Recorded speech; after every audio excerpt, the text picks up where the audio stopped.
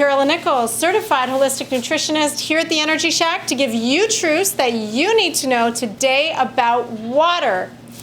What is it about water, this inorganic, tasteless, odorless, almost colorless substance that I like to nickname the fountain of youth? Water is so underrated, and most people do not realize the importance of this simple, clear fluid.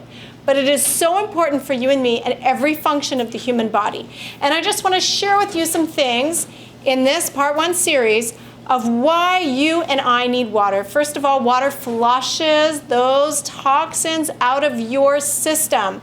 So if you do not have enough water in the blood, then the blood gets thick, toxins don't move very quickly, you're not urinating as much, so you're not eliminating enough, you're not having the bowels move enough. So water is so important for the elimination of toxins. Number 2, as we talked about, for bowels, it helps to move fiber. I want you to picture with me going to some sort of a water park and getting on that slide, and you want to go down to get into that pool of the water, but there isn't that water flow happening on the slide. You're going to drag yourself down until it's not really a water slide, is it?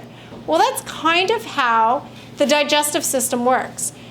That person on that slide is like that big ball of fiber. Yes, you might be eating fiber, but it's the water that pushes it through this very long colon that we have.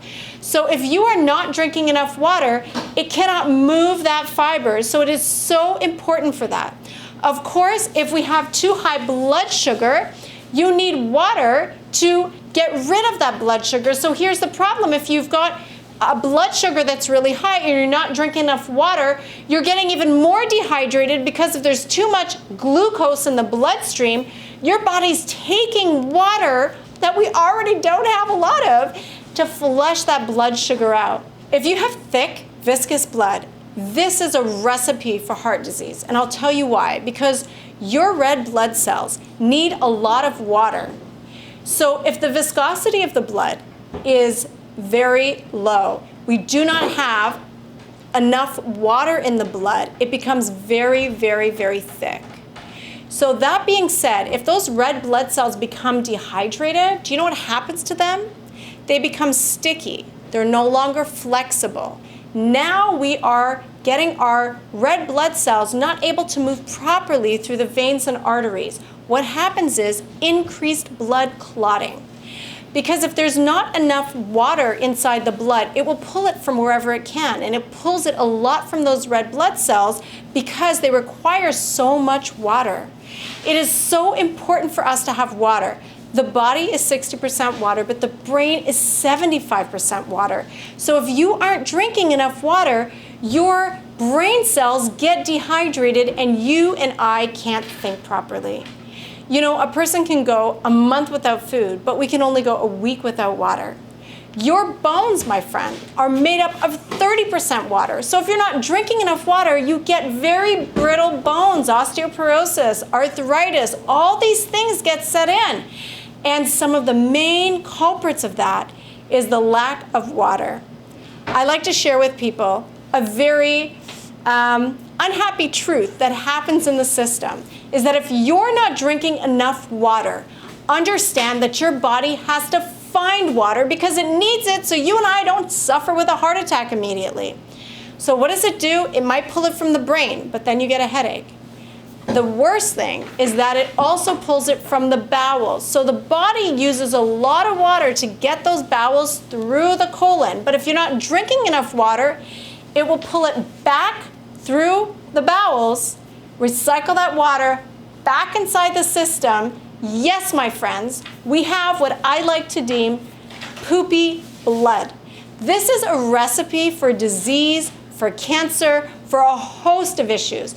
Just because we pick up that coffee or that juice or nothing at all instead of having water. So how much water should we drink and when should we drink water? We will cover that in part 2. But number 1, I want you to take your weight, divide it by 2, then divide it by 8. So your weight divided by 2 divided by 8. And that will give you the amount of 8-ounce glasses of water you need to have a day, because it depends on what your weight is. It depends on your body mass with how much water you need to drink. If you can drink that and also have enough fresh foods in your diet, then you will have that wonderful, beautiful, flowing blood. You know, your blood, the platelets, the water part of your blood or the liquid part of your blood is 90% water. Folks, I just can't emphasize enough how important it is. And then you get beautiful, clear skin. You have wonderful nails, wonderful hair, because all of that needs water. So I just want to encourage you, drop the coffee, drop the juice, drop the pop, even drop the coconut water. We don't need it all the time. You need pure water. And what type of water should we drink? Should it be distilled? Should it be reverse osmosis? Should it be alkaline water? Should it be spring water? Well, I will tell you that the best kind of water would be